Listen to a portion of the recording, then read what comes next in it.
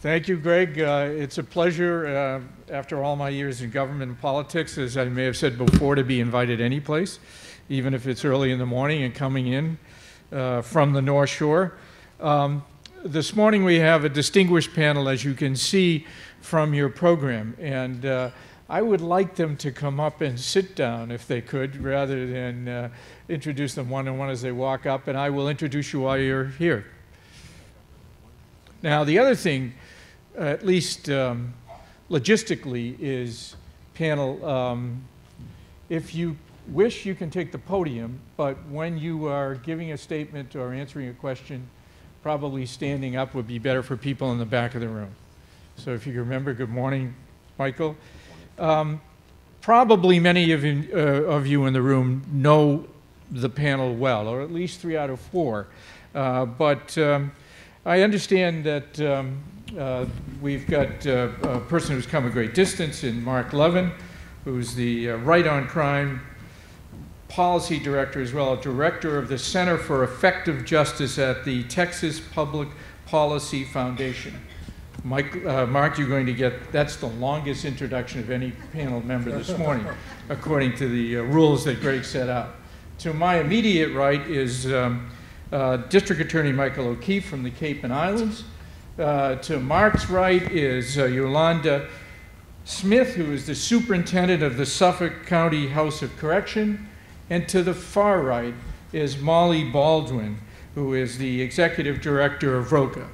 And again, with the, perhaps, Mark, your work is well known in Massachusetts. It's certainly well known nationally. But clearly, three of your colleagues are well known in the Commonwealth. As you all know, I think, sentencing, as we know it, is an official act which directs the punishment of a convicted criminal defendant, pursuant to the criminal law. Sentencing in Massachusetts is based on the idea that theories of punishment that are a stew of various theories whose purposes include retribution, deterrence, prevention, and rehabilitation. The question the panel, the distinguished panel, will explore is whether this sentencing recipe is placing an undue burden on the criminal justice system without producing the desired outcomes of reducing recidivism and improving the public safety. I would ask the panelists in their opening statements to address the following question. Can effective criminal justice reform, which would reduce recidivism and increase the public safety, occur without statutory changes to sentencing practices? Immediately, I'd ask you to give a 3-minute opening, if you can limit it to 3 minutes.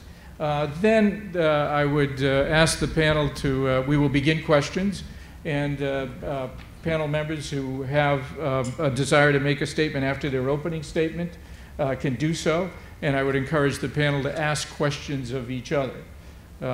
Given the relative physical positioning, I'd ask District Attorney O'Keefe to give this opening statement. Yeah. Good morning, everyone. I was part of the 25-person working group, as it was characterized, that worked to produce a report and policy recommendations that resulted in legislation which will be taken up this session. The good news is that the Council of State Governments, which I'm sure you're all familiar with, which has worked all over the country helping states with vastly different criminal justice problems, announced at the outset that Massachusetts was not in crisis. In January of 2016, we were 48th in the nation in the rate of incarceration. We have since dropped to 49th. In the last 4 years alone, the DOC reports a 15% decline in population. And now that the latest data is out, Massachusetts will show a still further 5% decline in 1 year, from 9,000 individuals to 8,634. And Secretary Bennett, in a meeting just several weeks ago told me that we're now down to 8,300. Perhaps even more significant than the reduction in the adult imprisonment rate, we have reduced the number of juvenile commitments by 73% over a period of 10 years, more than almost any other state. We really are, here in Massachusetts, a model for other states to aspire to. What the Council of State Governments, however, identified as our challenge was to break out of the pack with regard to recidivism, where we are no worse than other states, but we're no better either. We can improve in this area if we increase programming within our correctional facilities, enhance post-release supervision, and eliminate the practice of and-a-day sentences. And I'm sure most people in this room know what and-a-day sentences are. They may be attractive to a defendant at first blush, but set him or her up for failure ultimately when he or she returns unsupervised to the same circumstances which led him to prison in the first place. The Council of State Governments identified 5 key challenges: program participation during incarceration, interagency coordination and parole release processes, community supervision, and resources, probably most important of all, to address behavioral health needs and other programmatic policies either within the institution or upon release. And lastly, data collection and performance measurement so that we can see how we're doing. I'll discuss just 2 quick things because I know we're short of time. The first is program participation during incarceration. We must expand the capacity of recidivism reduction programs in the DOC facilities and increase incentives for participation in and completion of recidivism reduction programs. And another is strengthening community supervision. To meet this challenge, it is recommended that we strengthen collaborative reentry case planning between parole and probation at the Department of Correction and the Houses of Correction. Ensure the consistent use of graduated consequences and incentives in response to the behavior of people on probation and parole. Just as an example, in the area of domestic violence, for example, we have developed over the last several years a sort of high-risk assessment tool. And it helps us when we gather all the data around a particular incident of domestic violence to be able to, not perfectly by any means, but it enhances the ability for prosecutors and for judges to be able to at least have some measurement, some tool to say whether or not this particular individual is going to sort of climb the ladder of lethality. Those kinds of tools are available to us to use in probation and in how we marshal resources and expend resources on people. So what risk does a person pose? What resources do they need to succeed once released from prison? And those kinds of things will help us spread the sort of, resources that we have. Kevin asked, can some of these things be done without legislation? Of course they can. And some of them require legislation. But the CSG recommendations around recidivism, though they're not sexy and they don't lend themselves to sloganeering, if we really concentrate on doing those things, we can have a significant impact on recidivism, which is the problem as identified by 25 professionals who sat around for over a year and decided what is our issue and what can we do to fix it. So I hope that we will not exhaust all of our energy on the issue of minimum mandatory sentencing, for which let me suggest to you, less than 10% of that 8,300 people that are still in DOC custody, less than 10% of them are serving a minimum mandatory sentence for drugs. On the other hand, about 20% of them are serving a minimum mandatory sentence for murder. Well, thank you so much. It's great to be back in Boston. I was here several times for the Harvard executive session on community corrections, where I had the pleasure to serve with Sheriff Tompkins as well as Molly. But Sheriff, I hope you and Yolanda won't be offended that I decided not to stay with you last night. In any case, I really applaud the Commonwealth for the progress that's been made here on criminal justice reform, and I looked at all these different bills that have been filed in this upcoming session that you have, and there's so many excellent reforms. And of course, the CSG study is, I think, very useful and certainly serves as a starting point, not an ending point, when it comes to reforms. But there were several significant findings from that study. Only half of those inmates at DOC received the recommended recidivism reduction programming. 40% are released without supervision, which we know increases recidivism. We also found through that the average inmate who's approved for parole still stays in prison 200 days after that approval due to various paperwork and other delays. So these are clear areas that progress, I think, will be made on. One of the other issues was a lack of participation even when programs are offered for recidivism reduction. And one of the ways the recommendations address that is through dramatically expanding the earned time provisions, including enabling those serving mandatory minimums to begin earning time from the day they arrive in prison, at least in most instances. And I actually think that should apply to virtually everybody. There were a few exemptions for certain types of drugs and so forth. But the reality is Kansas found when they implemented a strong earned time policy, there was a huge increase from under 10% to 64% who participated and completed recidivism reduction programs. So we know that positive incentives have a very favorable impact. Now, as I indicated, it should definitely be a starting point because there's other areas that cry out for action.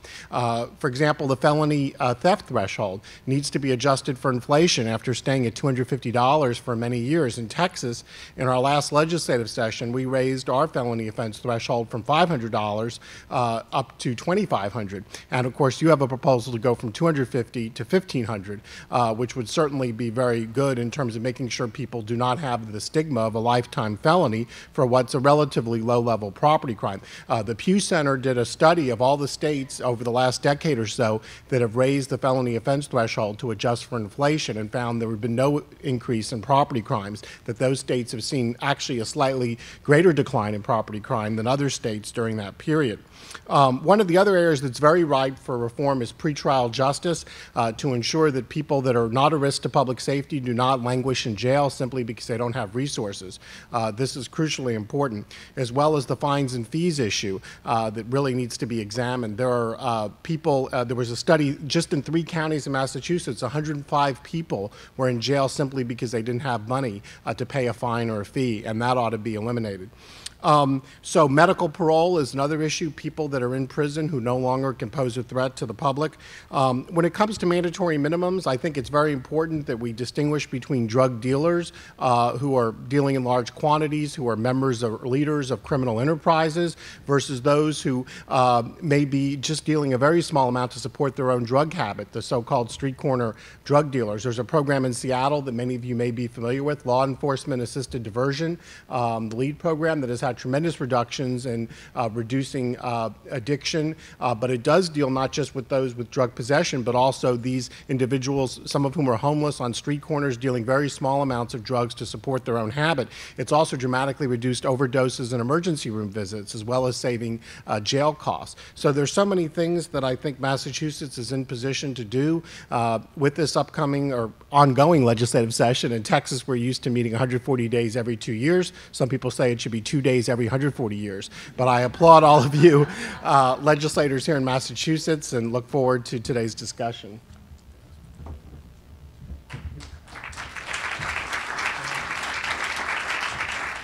Good morning.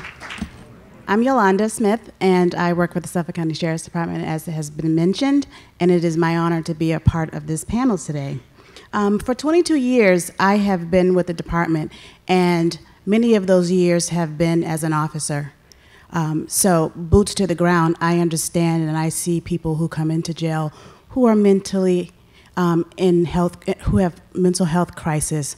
I see folks who are addicted to drugs, and I see people who just made bad choices. Those folks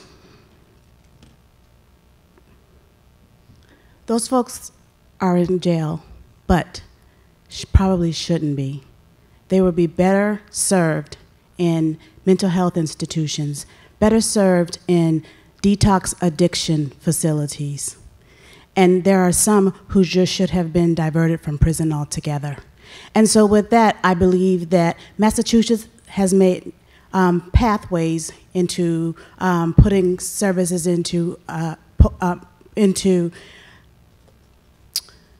housing, education, and into more beds for detox.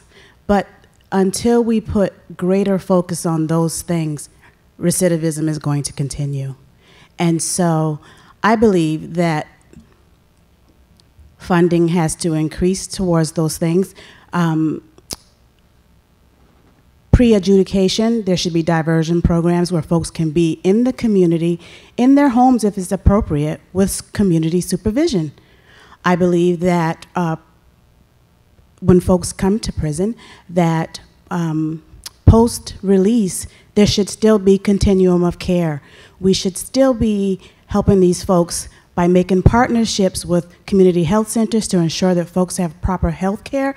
We should still make sure that there is great emphasis on finding housing, finding halfway houses, and the appropriate things that are going to help us deter criminogenic behavior. So as a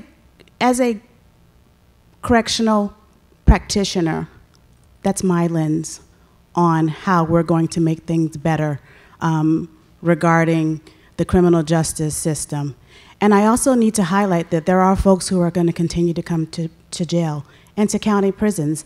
And we need resources for those folks too, because we want folks to leave us better than when they came in. We want them to have tools to take with them. And it is our responsibility post-release that we connect them with the resources that they need. And I also want to say that we need to continue to look at racial disparity. At the House of Correction today, there are 1,085 people there. Over 700 are people of color. And so those are my things that I will talk about today. And I thank you for allowing me to be a part of the panel. Good morning. Thank you so much for allowing me to join you. In answer to the question, can you reduce recidivism without meaningful sentencing reform, the answer I would say would be no. I want to share 5 points. First of all, if we're not in crisis, this should be the absolute best time to make any and all changes we want to make so that we can reduce recidivism. Secondly, our current track record is not so great, so I find it curious it is so difficult to make any changes. The third thing I'd like to say is the Arnold Foundation, in a study about pretrial detention, showed that low and moderate risk offenders who did more than 2 days in time were more likely to reoffend prior to sentencing and several years post-sentencing and doing time. This raises interesting questions for things like sentencing reform and minimum mandatory. The fourth area I'd really like to talk about and champion is raising the age. There is a growing effort and movement in the state, which we're really excited about, which would raise the age of young people to the age of 21. We've had a successful raise the age effort to age 18. CSG recommended doing things with young people. They recidivate at the highest rate. The brain science tells us this is a good idea. And we have one of the best, if not the best, Department of Juvenile Services in the country who not only understand this, they are prepared to deal with young adults and their very interesting behavior and stage of life that they are in. And this is a very promising practice and pretty dramatic sentencing reform that could take place across the entire state. The fifth fifth thing, I would just like to invite us to be more courageous. We can have studies. We can have more sentencing commissions. We can talk more about how the state is not in crisis, but we have a recidivism problem. We can make little changes around the edges, or we could do something bold and different. It will take courage. But we are in a position in this state and this time to do this unlike no other. So thank you very much.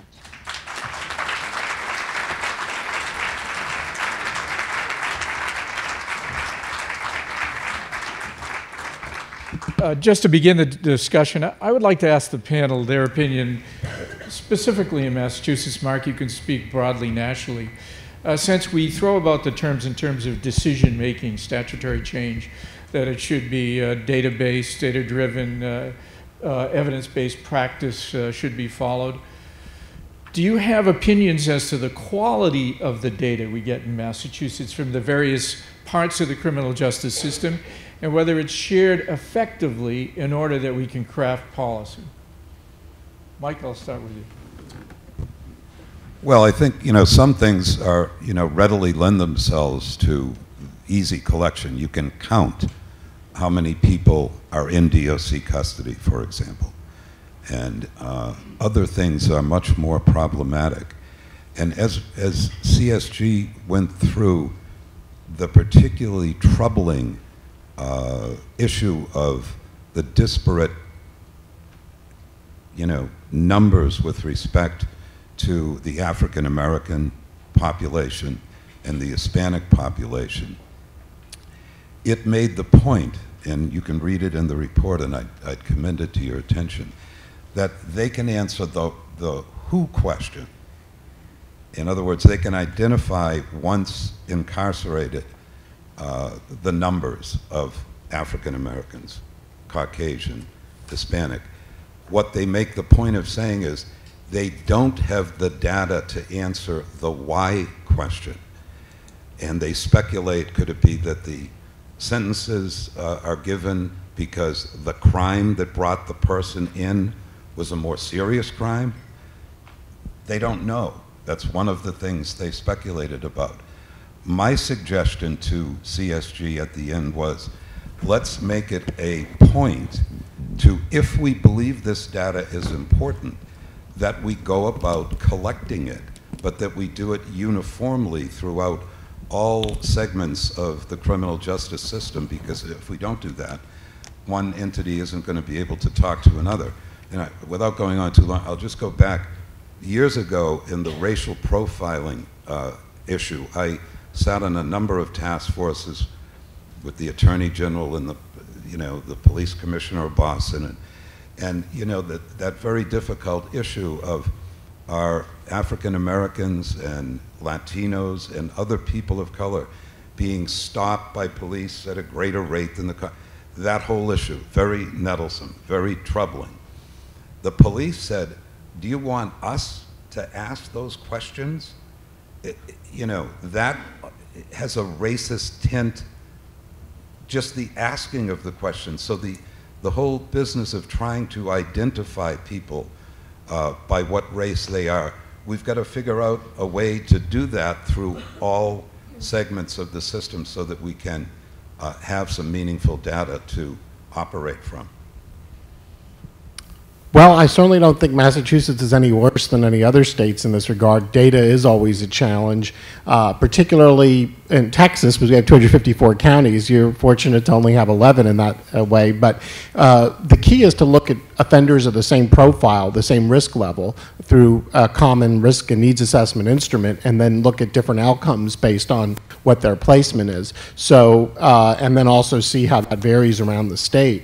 I think what's interesting is we just got some data from Houston, Harris County, Texas, but basically showed those state jail offenders, which in Texas is a state jail felony possessing less than a gram of hard drugs, but those who went on probation were 2 to 3 times less likely to recidivate than those who went to state jail. And the average time they'd spend in state jail was 6 or 7 months. So what states are finding, and I'm projects just in Ohio where they're looking at getting rid of the people in the state jail or state prisons there who serve a year or less and sending those people along with millions of dollars back to the counties. And they already have a pilot program in 8 counties that's worked very well for that. And they've been using the money for drug courts and things like that. But the reality is, you know, the one thing that the research shows that prisons accomplish is incapacitation. You have very few escapes. But as far as rehabilitation, I strongly support particularly the vocational literacy. Those do have very positive cost-benefit returns as far as in-prison programming. But by and large, prisons, as the public recognized in that poll, they don't do a very good job of recidivating. And of course, the time spent, and you alluded to this with the just someone being in county jail for 48 or 72 hours because they can't bail out, but they become disconnected from employment, family, positive social supports. So your loss as far as short prison terms in those ways, in terms of, and not to mention who people may come in contact with while they're incarcerated, your public safety loss is greater than any incapacitation effect. I'd like to say that in my humble opinion, I believe that in Massachusetts, the criminal justice entities have been pretty good about collecting data. What we have not been good about is sharing it amongst ourselves and with each other. It's just recently that, well, if I'm to be very frank and honest, that the trial courts are talking to correctional facilities and facilities are talking to OCC, all parole and probation, all of the places in which our folks are going to touch. And so I think we're getting better at it, but we need to be even better at sharing our information so that the continuum of care doesn't stop and have to start all over, frustrating the men and women who are in the system and who are being governed by these different entities. We really need to share this information and meet them where they are and pick up and keep the care progressive. I agree with Yolanda. I think the state's headed in a good direction, and I know that we have a governor who's very interested in transparency and data. At ROCA, we're sort of in a remarkable and unusual position. We're running the state's largest pay-for-success contract, one of the country's largest. We're working with 9 government entities and 4 branches of government. I can tell you that in 3.5 years, it's gotten better, but nobody has the same system. There are 5 to 6 different risk assessments, and data doesn't share easily, nor is recidivism data available in a very clear or straightforward manner. So I think it'll be critical as we move forward to figure out how to get those systems aligned, maybe even use the same risk assessments, and maybe even use the same computer data system, because it will help us. And I know that people are not statistics, but if we don't have accurate information, we can't, A, tell the truth, and B, we can't get any better at anything. Well, let me just add also, you have 87% success rate of people that complete the ROCA program not recidivating, so congratulations on that. The other thing that interesting is the CSG report highlighted there's so many people that are on both parole and probation at the same time, which certainly doesn't make a whole lot of sense. Other question, this doesn't really touch on sentencing, but I think it needs to be addressed and probably will be addressed in the resource panel maybe in greater detail. But Yolanda, you mentioned, I'll start with you, that you're dealing with a problem that's beyond sentence population. You've got a pretrial population. Is there a statutory change that should go along with dealing with these folks who are not yet sentenced, that don't quite fit into the niche of sentencing reform? I believe that many of the folks who are on pretrial status should probably still be in the community with community supervision. So perhaps that's a statutory change. Perhaps that's folks who govern these folks taking a risk and putting them back into the community. It isn't quite palatable to put someone in the community because there's always a risk that they're going to reoffend while they are awaiting their case to be adjudicated. But I believe in true risk and proper assessments and really determining appropriate people and putting them back into the community. So perhaps there is. I also believe that many of the folks who are awaiting trial are people of color, and their counterparts have like charges. They're able to bail out in a few hours, while the folks who are of color remain in custody because of their the socioeconomic status. Molly, your thoughts? I think that the efforts in the thinking towards bail reform would be really important in the state. Well, and I'll just add the detoxification center, which I think you mentioned earlier. That's such a valid resource, a valuable resource for people with mental illness, for people with overdoses. Obviously, we have, for example, for opiates, medication-assisted treatment that can be administered once someone is detoxified to literally block the receptors in the brain that are activated by heroin and other opiates. San Antonio, Texas is a real model on the mental illness police diversion, where if somebody's screaming at the top of their lungs at McDonald's, they have 24-hour crisis beds that person could be brought to, stabilized, rather than taking them to jail. Michael, any thoughts on that population? I think we could perhaps maybe use the bracelet a little more. There are a number of things that we can do, but it's some of these things are they're cultural in a sense. I think most judges at the bail setting stage are fairly conscientious about it. They're the ones who have the full presentation from the assistant district attorney, the full presentation from a competent defense attorney, and they make a decision as to whether or not bail is appropriate in the first place, and if so, how much. And I think, by and large, they do a pretty good job of that. If we, though, change the culture around the whole bail consideration and just get people more used to the idea of a bracelet, that might be something that impacts significantly the amount of people that are in jail awaiting. I don't want to speak for the whole panel, but there's a sense in what you said that treatment and alternatives, programs for convicted offenders can be delivered, those services can be delivered better outside than inside the correction system. If that's the case, how should it reflect itself in sentencing reform? And if my conclusion is incorrect, have at it. Well, I'll start with that. I don't necessarily know that I would agree with that. I know so many parents in my jurisdiction who have said to me, I am so glad Johnny is in the House of Correction, where at least he's not going to die.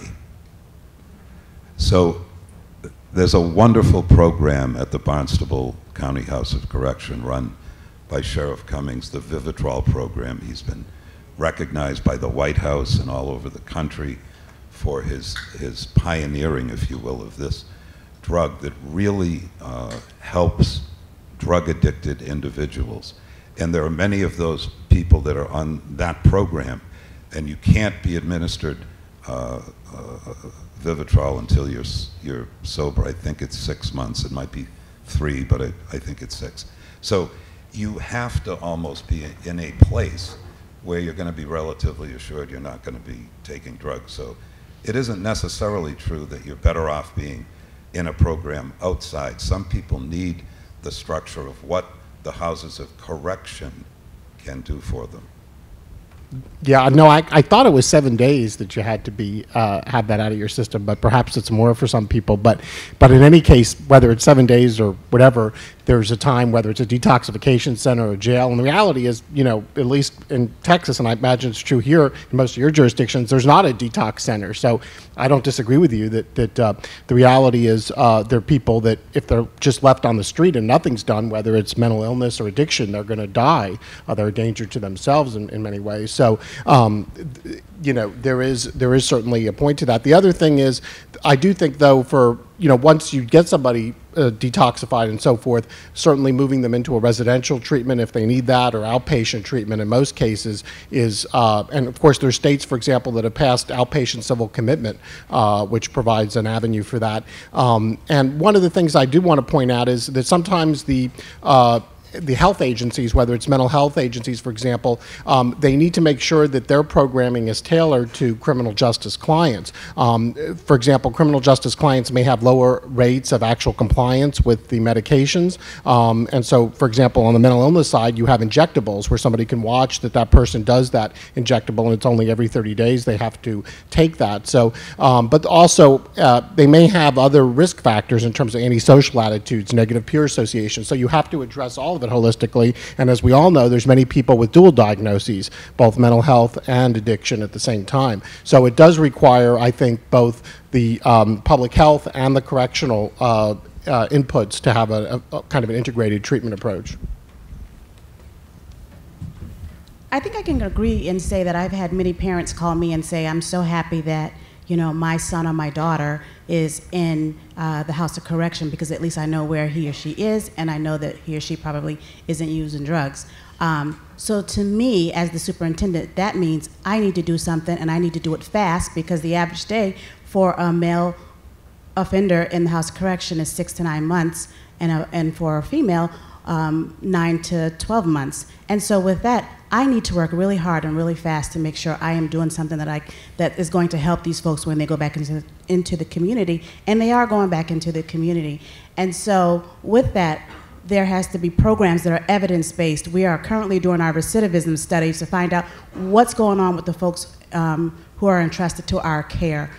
These things are super important, and for the folks who do come for that stay, we need proper funding. And I know that, you know, the majority of our funding is absorbed by staff, and I need to say, because we have to classify folks so that we can have a community where folks can coexist and get programs and get services specific to their needs. We don't put someone in a general class just because we think it's a great class. We want to classify people into programs and into services that are going to address why they have come to us in the first place.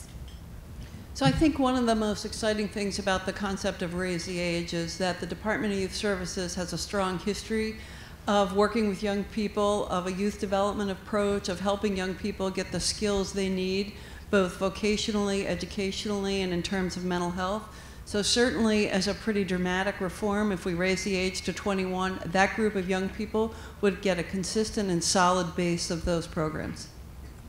In the same vein, how do we craft this statutory response, if we want to craft it, to allow people to offenders effectively re-enter society, and yet move the discretion around or share the discretion? You have decisions being made by police, obviously, decisions being made by judges in sentencing, referred to probation and parole, and corrections and control of a population. Is it simply a matter of expanding a box where judges understand they're safely within that box to suggest alternatives alternatives to incarceration, or is it bigger than that? Are we, you know, again, we're going to another panel where we talk about resources. Do we need to do this hand in glove with a real dollar commitment for changes outside the system, for example, in treatment centers, et cetera? Molly, Denny? Sure. So you do, I mean, resources in the community, treatment programs, all those things cost money. But the money is really mostly tied up in corrections. So if we're able to reduce the population, if we can keep as many people out who could be out, you could move those resources over for those other people to succeed in the community. Yeah, and I mean, you know, how do we address the sentencing aspect of this? You know, you look at, for example, possession of heroin or other opiates on your second offense.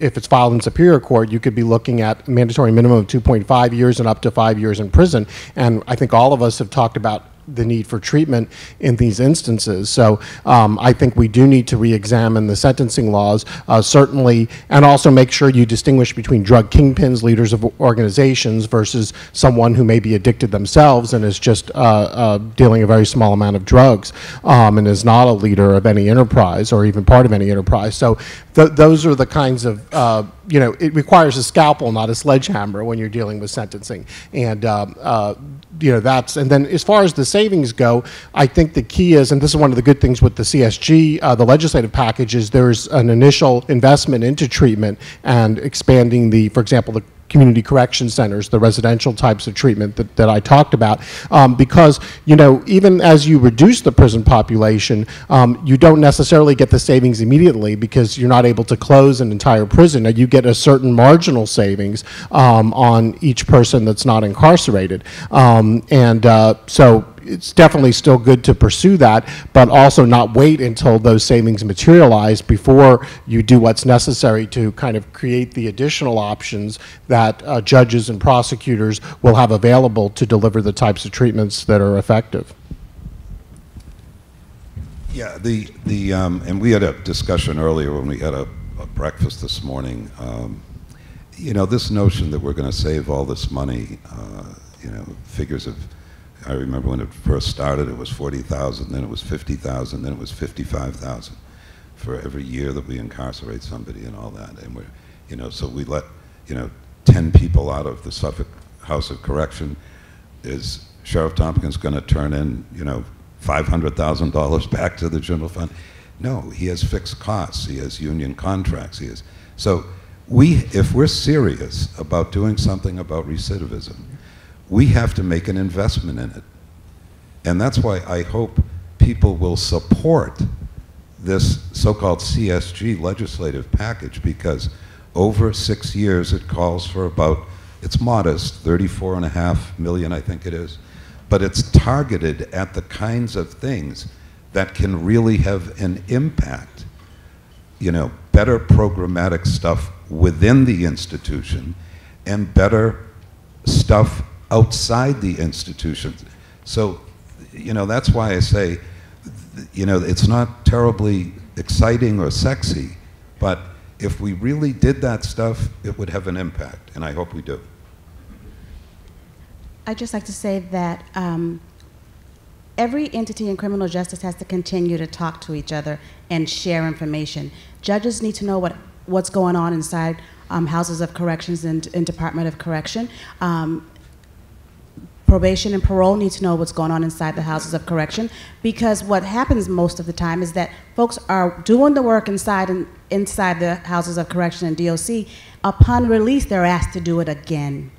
That's redundant and that's a waste of time. So if we keep talking with each other and sharing information, and in sentencing, the judges have a full capture of what's going on with this person, especially if this person is a recidivist, then I think we're going to make better decisions. And it's always good to have more funding. You know, at the, we should probably have a lightning round. At the risk of not allowing you to cover that which you would like to cover, Molly, would you like to take a minute or two or to make a closing? Raise the age. Raise the age. Yolanda, your thoughts? Keep talking with each other and sharing information. It's how we're going to be specific to the needs of the folks who are in the criminal justice system. I think there'll be more on reentry later, but I encourage you to look at occupational licenses for ex-offenders, expanding record sealing as well. And in Texas, we've also said apartments can't be sued for renting to ex-offenders. Employers can't be sued for hiring them.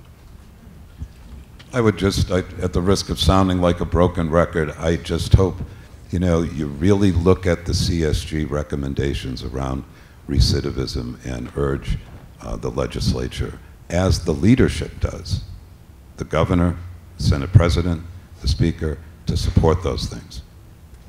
Well, I'd like to thank the panel. This is obviously a complicated question, but I think we've seen this morning, and you will see later, we have engaged leadership, and I think the idea that progress is upon us is not one that we should deny. Thank you very much.